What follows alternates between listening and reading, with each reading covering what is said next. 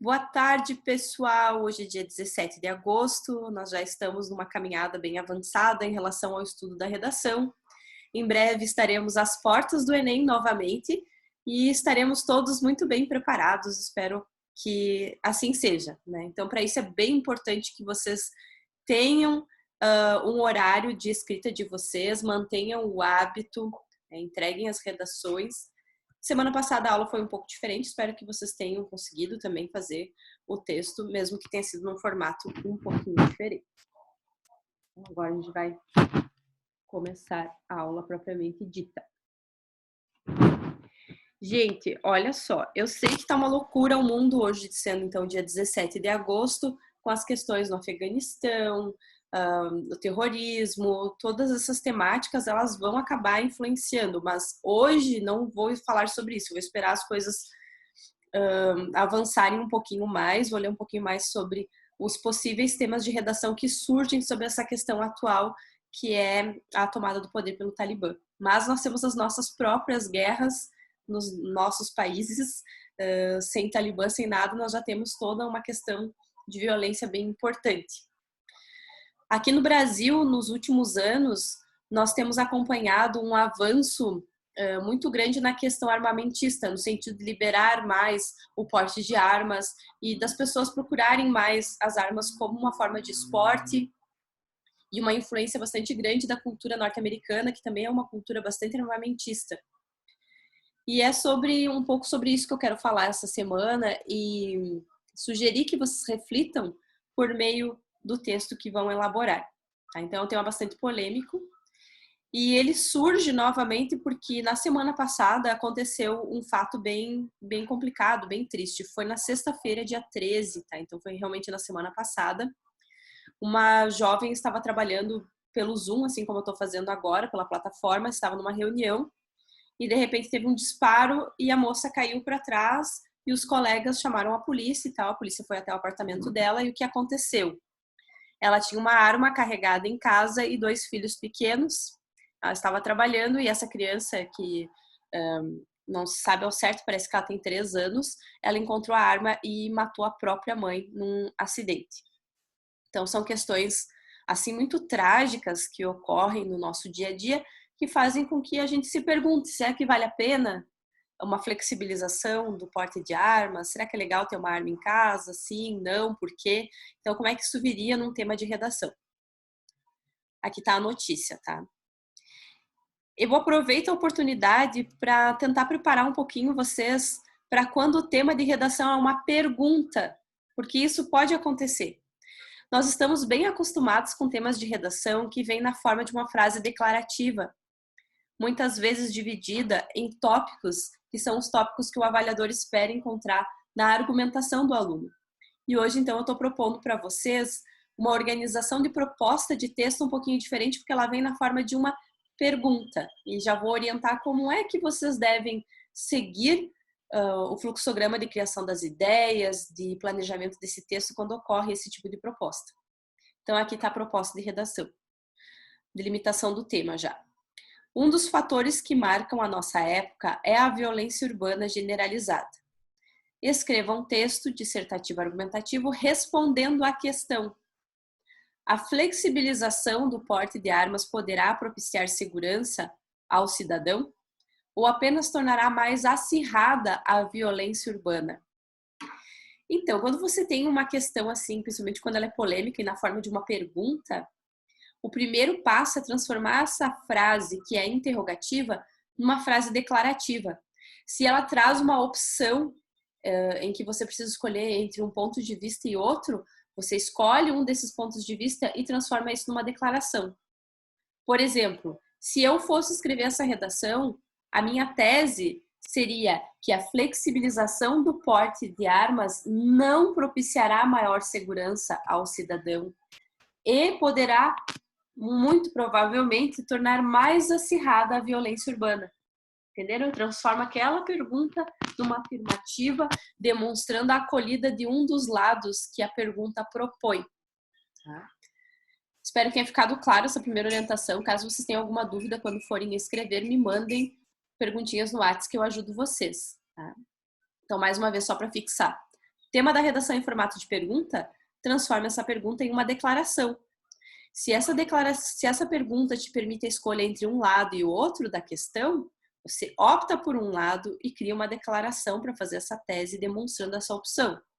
No meu caso pessoal, então, e que eu vou tentar, de certa forma, conduzir vocês aqui na aula, é que flexibilizar o porte de armas não poderá propiciar mais segurança ao cidadão. Não é daí que advém a segurança. E poderá, provavelmente, tornar mais acirrada a violência urbana. Essa vai ser a tese. Eu posso, depois, quando for fazer o planejamento do texto, transformar essa tese em A e B. Tá? Por exemplo, eu posso dizer os motivos pelos quais eu acredito que a flexibilização não propicia maior segurança, dizendo o que seria, então, quais seriam as condições necessárias para que a segurança acontecesse no ambiente urbano. Então, isso poderia ser o tópico A. E o tópico B, então, de que forma que mais armas à disposição da população poderiam trazer mais violência urbana. Entende? Que daí eu pego essa tese e transformo numa tese A e B, para fazer um bom roteiro para esse texto. Eu coloquei vários textos para vocês procurarem na internet e pesquisarem mais sobre o assunto. Basta você digitar aqui os títulos do texto e os nomes dos jornais que vocês encontram e das revistas que vocês encontram esses textos. Esse Guia do Estudante era uma revista que não se publica mais, acho que o último ano até foi publicado em 2019, talvez até antes, eu não sei se essa aqui de 2019, acho que já era só online. Era uma revista muito legal, muito bacana, de a gente pesquisar e ter informações sobre temas atuais. Então, se vocês encontrarem essa matéria aqui disponível ainda, é bem bacana, bem completa. Beleza. Então, segunda orientação da aula. A primeira orientação foi sobre temas que são no formato de perguntas. Segunda orientação é a respeito do vocabulário. Ter um vocabulário muito difícil é bom ou não para minha redação? Eu fico em dúvida, porque às vezes o professor da escola diz que não é legal, o professor do pré-vestibular corta as minhas palavras. Como é que funciona essa questão do vocabulário, que também ela é polêmica em relação aos professores e os avaliadores? Então, assim, o vocabulário, ele é observado na competência número 1, no caso do Enem. Porque na competência número 1, vai ser observado se as palavras são utilizadas num contexto correto, se elas fazem sentido dentro desses contextos, se elas foram escritas adequadamente no que diz respeito à ortografia e se elas constroem um sentido adequado dentro dessas frases. E, além disso, se elas ajudam no estilo e na variedade linguística que a gente está usando aqui. No caso do Enem, é a variante formal da língua. Então, se essas palavras, esses termos, eles são um pouco mais eruditos, se eles são formais. É claro que se eu escrever uma redação inteira, cheia de termos que sejam, por exemplo, jargões da advocacia, se eu usar palavras muito complicadas, isso vai comprometer o sentido geral do meu texto, porque vai ficar mais difícil do avaliador interpretar as minhas ideias. Então, não é uma boa estratégia usar muitas palavras rebuscadas. Por outro lado, quando tem uma repetição de palavras e quando eu uso um vocabulário muito pobre, quando eu não surpreendo também na escolha das palavras e não crio novos sentidos, não faço comparações, não crio metáforas, isso empobrece também a minha utilização formal da linguagem e acaba caindo a minha nota da competência número 1. Então, é importante investir no vocabulário, sim, melhorar o nosso vocabulário. Mas em qual medida? Qual seria uma medida ideal de um vocabulário mais especializado, de um vocabulário mais diferenciado para agregar pontos na minha redação? Então, vocês sabem que a experiência, ela é muito importante, né? E na minha experiência como prof e também como alguém que se submete às provas, que fez muitas provas de vestibular e que fez muitas provas de Enem, eu cheguei num número mágico, tá? Que é o seguinte: se vocês pegarem qualquer redação que tirou nota 1000 ou que teve um bom resultado em vestibulares e a gente analisar o vocabulário de todas essas redações, a gente vai perceber que o vocabulário gira em torno de 10 até 15 palavras aproximadamente mais eruditas. Palavras mais bonitinhas, mais sofisticadas. Mais do que isso, a redação fica de difícil entendimento, menos do que isso, acaba sendo um vocabulário muito pobrezinho, né? Muito fraquinho. E como que eu vou distribuir essas palavras? Eu tenho que distribuir de uma maneira bem harmônica dentro do texto, umas 2, 3 na introdução, umas 4, 5 no D1, e aí o restante no restante do texto, então tem que ser harmonicamente distribuídas essas palavras. Aqui eu coloquei algumas sugestões mais assim, dentro da temática, mas também que cabem em outros textos, para vocês tentarem aplicar nessa redação. Tentem colocar, e quando vocês conseguirem associar essas palavras com o corpo do texto, circula lá, demarca, achou bonita a palavra, achou legal, acha que vai caber em outras redações, leva para o teu caderno, faz um vocabulário no teu caderno também. Então eu coloquei aqui evidências empíricas. O que é uma evidência empírica? Você pode dizer na tua redação, em qualquer tema, de que há evidências empíricas de que isso é funcional ou não. Por exemplo, nesse caso aqui, por que eu coloquei evidências empíricas nesse tema? Pensando no seguinte, evidências da experiência, empírico significa da nossa experiência. Evidências empíricas demonstram que em residências, em locais em que há uma presença constante e numerosa de armas, a violência impera, a violência está presente. E nós podemos dar alguns exemplos. A experiência empírica, a evidência empírica, ela não é baseada, às vezes, em estatística, mas alguns exemplos são muito fortes de que aquilo acontece. Quer ver um exemplo que você vai poder usar nessa redação? Até eu não coloquei aqui na proposta, mas já fica aqui o lembrete. Recentemente foi colocado lá disponível no Netflix a série sobre a Elise Matsunaga, que é aquela mulher que assassinou o próprio marido e cortou ele em pedacinhos, né, o caso Yoki, e distribuiu o marido pela cidade. Né? Quem assistiu essa série sabe lá que eles tinham um arsenal em casa, que eles praticavam tiro, que eles caçavam, e ela vai contando como que se deu essa naturalidade com que as armas estavam presentes na vida dos dois. E que no momento de crise, no momento em que se perde a cabeça, ter uma arma à disposição é um gatilho para a tragédia. Então, a gente pode citar esse caso, pode citar a tragédia com a qual eu comecei a aula, e existem vários fatos assim, vários exemplos assim que talvez já estejam vindo à mente de vocês, várias tragédias, né? De adolescente invadindo escola e promovendo tiroteio, como o tiroteio em Columbine. Aqui no Brasil nós tivemos também alguns casos, como o atirador do Flamengo no Rio de Janeiro. Né? Então a gente tem vários exemplos que a gente pode chamar de evidência empírica. Irrefutável é aquilo que não se pode negar. Clivagem socioeconômica. A desigualdade social e econômica é um dos motivos da violência social. Então, não adianta a gente armar a população se a gente não resolve os problemas de desigualdade social e econômica, se não resolvemos os problemas correlacionados ao tráfico de drogas. Essas são as reais causas da violência. E armar a população não vão solucionar esses problemas. Embate travado, procedentes de distintos grupos sociais, manusear, né, porque a gente vai colocar lá, por exemplo, que uma criança atirou por acidente na mãe, que é a notícia. Então, eu não vou dizer que ela estava mexendo na arma, que mexendo é muito coloquial. Então, manuseando, ao manusear uma arma, acaba ocorrendo o acidente. Repressivo, dicotomia, divisão. Por que dicotomia? Existe uma dicotomia social muito grande a respeito da questão das armas. Muitas pessoas são defensores ferrenhos dessa questão e outros são contra. Primado da autodefesa. Primado da autodefesa é o ponto de vista de quem acha que quanto mais flexível for o porte de arma, melhor.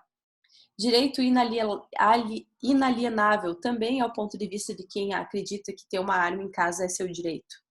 Inúmeros prismas, inúmeros pontos de vista, quadro de violência que moldura o contexto social. Essa é uma expressão, pessoal, daquelas que a gente pode decorar e usar em 1000 redações, que é uma metáfora que cabe bem em vários temas. A gente explica uma situação, faz uma contextualização e pode colocar um ponto e escreve: esse é o quadro de, retoma o tema, que moldura o contexto social brasileiro. Coibir é proibir, temeridade, que causa medo, e pacto civilizatório em curso seria uma sociedade que vive em paz, que é pacífica, que é harmônica, que é justa. No caso, isso seria um pacto civilizatório completo. O Brasil é um pacto civilizatório em curso, porque nós não estamos muito bem civilizados, não. Elementos de coesão. Então, o vocabulário, ele conta pontos na competência número 1.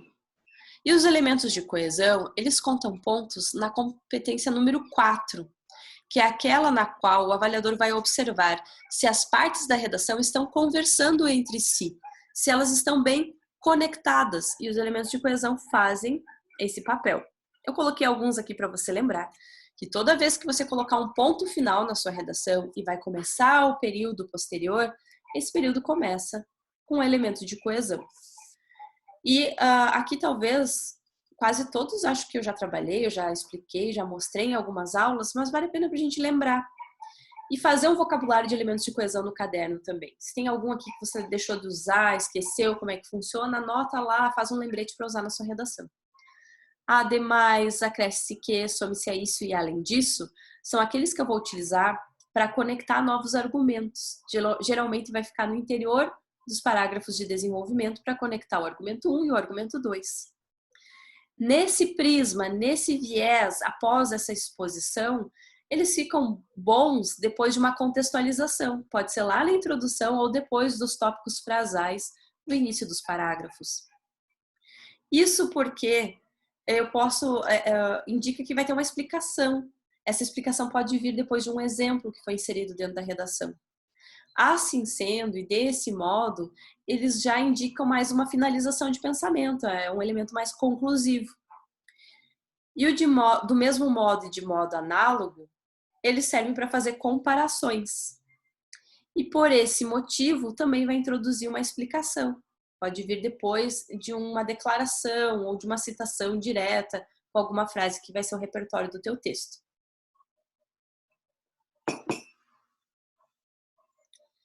Então, isso para a gente melhorar a nossa competência número 4, para conectar melhor as nossas ideias. Agora a gente quer ter uma nota alta na competência 2 e na competência 3. São as competências que vão avaliar a argumentação dentro de uma estrutura, que vão avaliar o repertório também, essas duas competências. Então, aqui eu preciso sugerir para vocês quais são as principais linhas argumentativas que surgem ao se estudar esse tema e algumas citações possíveis para essa redação. Então, alguns pontos para você refletir e, se achar que deve, utilizar como argumento dentro do seu texto, colocar no seu plano de redação. Primeiro ponto.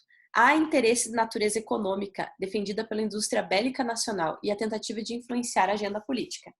Lembra quando a gente trabalhou o tema dos agrotóxicos? Foi um tema até que eu não aprofundei muito, porque foi uma aula que eu usei para outra finalidade, também apresentei o tema mais no final.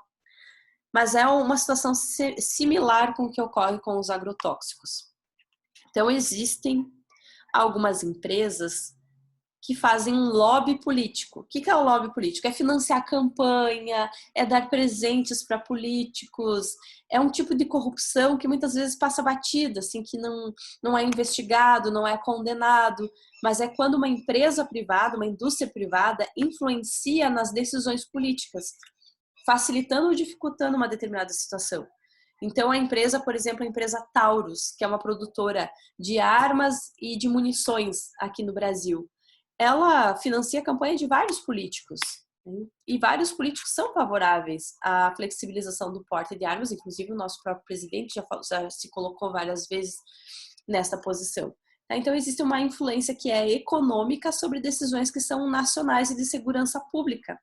Acabam influenciando para facilitar cada vez mais o acesso às armas, porque também é um negócio, né? Também é algo que se faz para conseguir lucratividade. Aí o que você pode se questionar e pensar se vale a pena discutir isso na sua redação ou não, é até que ponto vale a gente trazer essa flexibilização para alavancar um determinado comércio, mas colocar várias pessoas em risco, porque quando a gente tem muitas armas nas mãos de quem não é realmente preparado para usá-las, isso acaba fomentando ainda mais a violência. Um exemplo aqui da nossa cidade. Esses dias, acho que foi há um mês, foi assaltada uma loja de armas e munições aqui em Passo Fundo. Então, os assaltantes entraram na loja e roubaram muita munição e muitas armas. O que vai acontecer com essas armas? Vão proliferar a violência, vão ser utilizadas para novos crimes. Então, se não fosse tão fácil assim, a gente ter uma loja no centro da cidade que vende cartuchos e munição, talvez a gente não tivesse bandidos mais bem armados e instrumentados. Mas isso também, você pode pensar o contrário e conseguir defender uma ideia, um ponto de vista diferente, né? Então, cabe a mim mostrar alguns caminhos e dizer o que mais ou menos eu acredito que seria uma boa argumentação, mas se você pensa por outro viés, não tem problema. Então, outro ponto para reflexão. Segundo o jornal Le Monde, o argumento da legítima defesa é falacioso e são pautados mais em preferências pessoais do que numa suposta eficácia. Então, quem defende o porte de armas geralmente é uma posição pessoal subjetiva, porque gosta da arma, gosta do esporte, acha bonito e interessante o artefato, acha que tem algum tipo de valor, né? Então, que representa algum status, representa algum poder. Então, defende essa liberdade não em prol da segurança do todo, mas por um desejo pessoal. Então, achei que nem ia falar essa questão, assim, porque ela é bem, bem particular, mas até vou dividir com vocês. Nós tivemos um acidente na família, né? Então, nós temos uma pessoa na família que sempre defendeu o porte de armas, a flexibilização, e na minha família há vários militares. E essa pessoa não tinha formação militar. Mas nós perdemos um ente querido, que deixou algumas armas por ser um militar e ser uma pessoa treinada para ter esses armamentos e sabia como guardar e nunca teve nenhum tipo de acidente, sabia como conduzir a questão da arma. Essa pessoa que não tinha nenhum tipo de formação levou uma arma para sua casa e não teve os devidos cuidados. E aí ele perdeu um filho adolescente, né, que manuseou a arma. Provavelmente ele passava por problemas de depressão, enfim, até hoje a gente não sabe exatamente se foi um suicídio, se foi um acidente, o que foi que aconteceu. Aí algumas pessoas poderiam dizer, mas se ele estava em depressão, ele poderia tirar a vida de qualquer forma.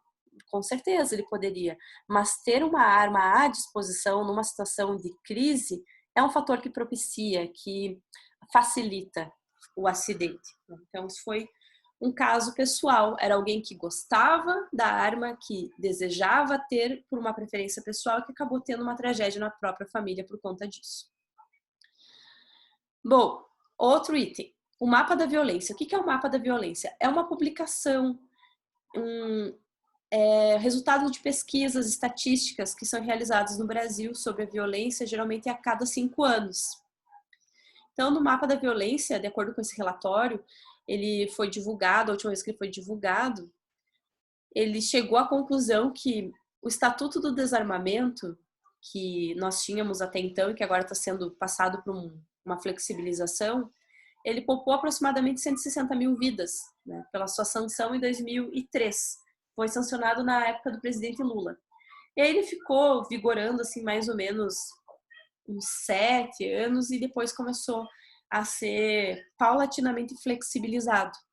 Então, num período ali de 5 anos, ele teve um efeito positivo no sentido de que evitou muitas mortes. Depois ele já passou por um processo de flexibilização e as coisas voltaram a um patamar da normalidade de violência que nós temos no Brasil. Comparações com outros países, né? Como é que é em outros países?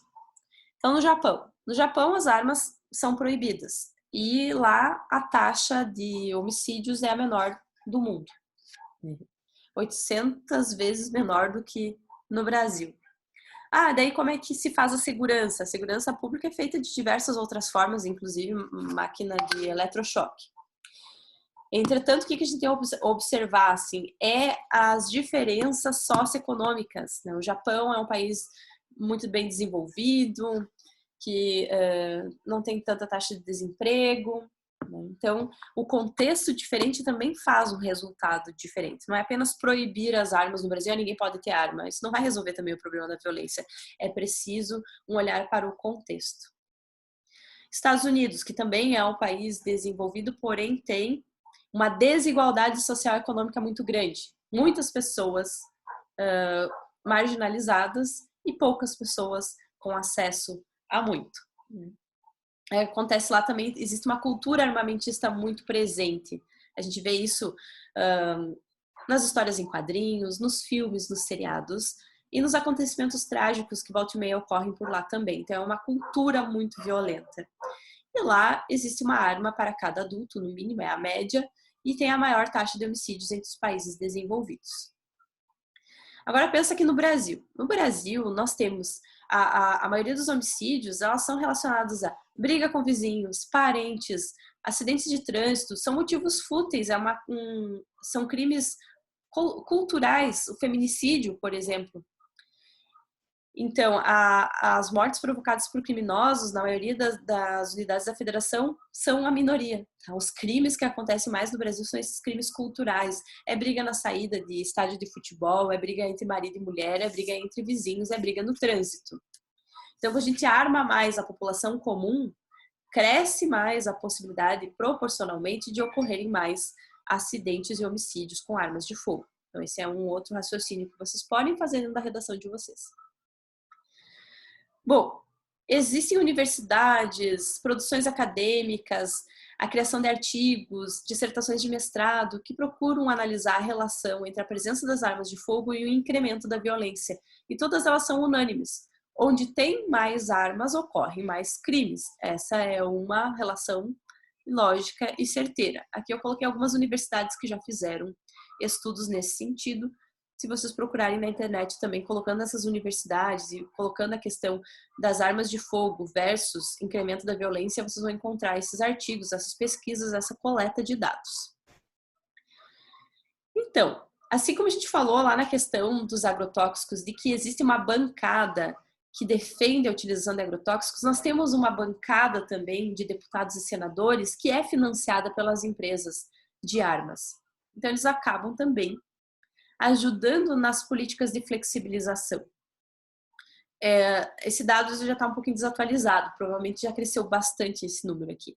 Então, 11 parlamentares, isso aqui em 2018, acho que foi, 11 parlamentares, ou antes, receberam doações de empresas de armas. Então, vocês pensem, eles receberam doações.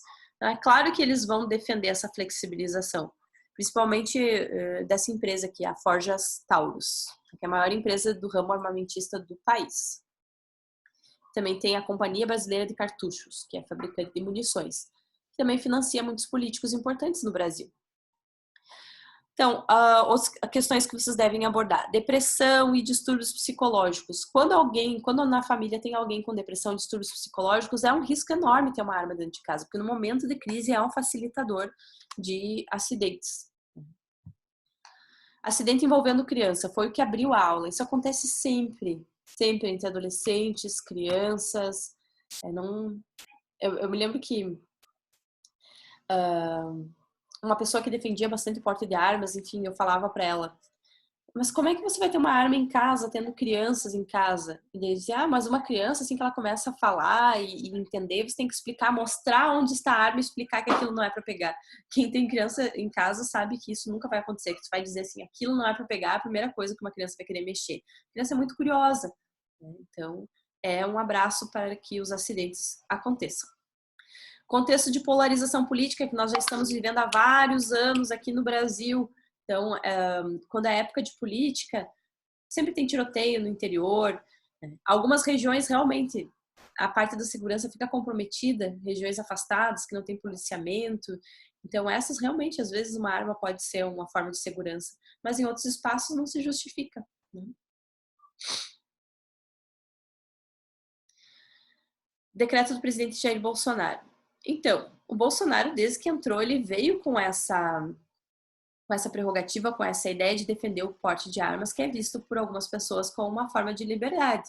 Tá? Então, se você é uma dessas pessoas, claro, você vai ter que levantar todos os argumentos para dizer de que isso não é uma visão apenas egocêntrica, uma visão de gosto, uma visão de liberdade por liberdade, mas que realmente você demonstre nos teus raciocínios e nos teus repertórios que isso pode ser benéfico para a sociedade como um todo. É isso que a gente questiona no quesito flexibilização das armas de fogo. Até que ponto isso vai ser bom para toda a sociedade, flexibilizar cada vez mais.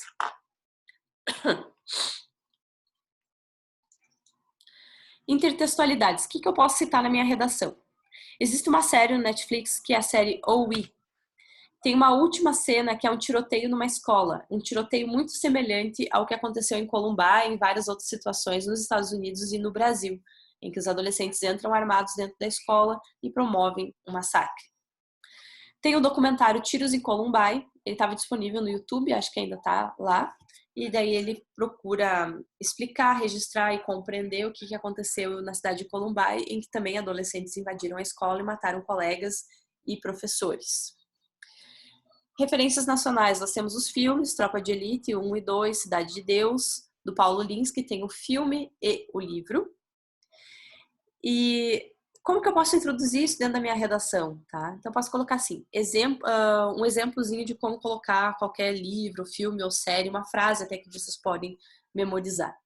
De modo verossimilhante, que significa parecido com a realidade, o autor Paulo Lins apresenta a violência generalizada na sociedade brasileira por meio de... Daí você continua explicando a tua referência aí sobre violência e porte de armas de fogo. Agora um intertexto bem específico sobre a temática. Existe um poema do Carlos Drummond de Andrade que é A Morte do Leiteiro. Não sei se vocês lembram desse poema. Logo depois que acabar a aula, procura, tem áudio dele declamando o poema, procura ler que você vai ver que é super relacionado com a temática. É sobre um burguês que está dormindo em casa com uma arma do lado da cama.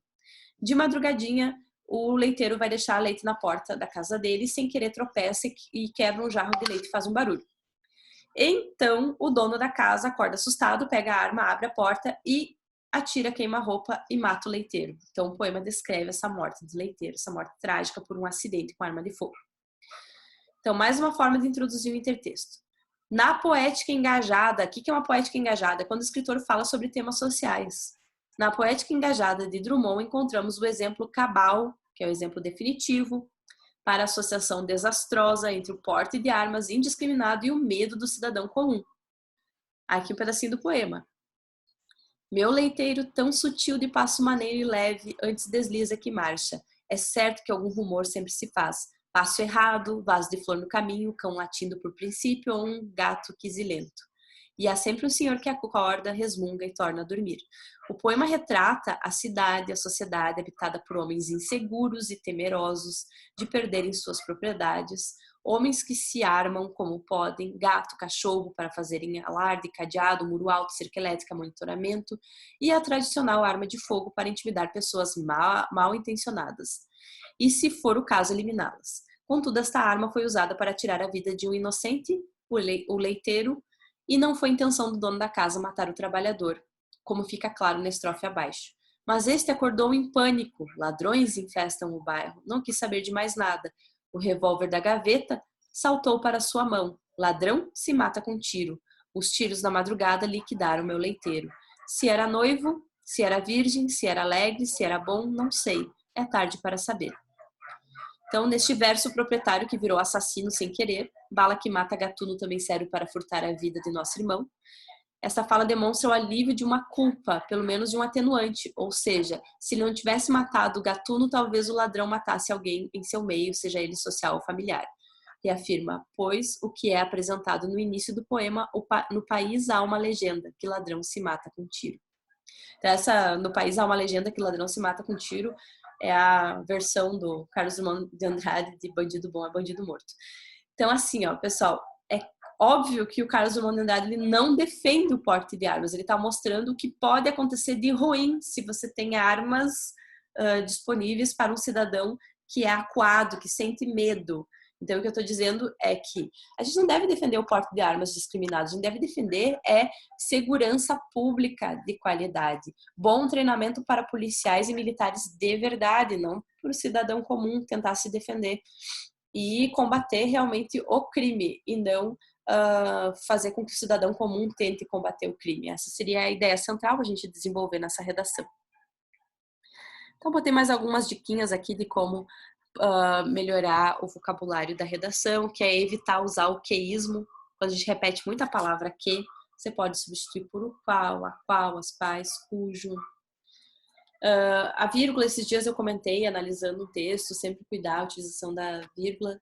E evitar muitas explicações dentro do texto, muitas orações adjetivas, porque às vezes a gente repete demais essa estrutura de orações adjetivas e fica com muitos pronomes dentro do texto, dá uma pecada no vocabulário também. Vocês têm alguma dúvida? Querem perguntar alguma coisa? Já vou encerrar aqui o compartilhamento enquanto isso.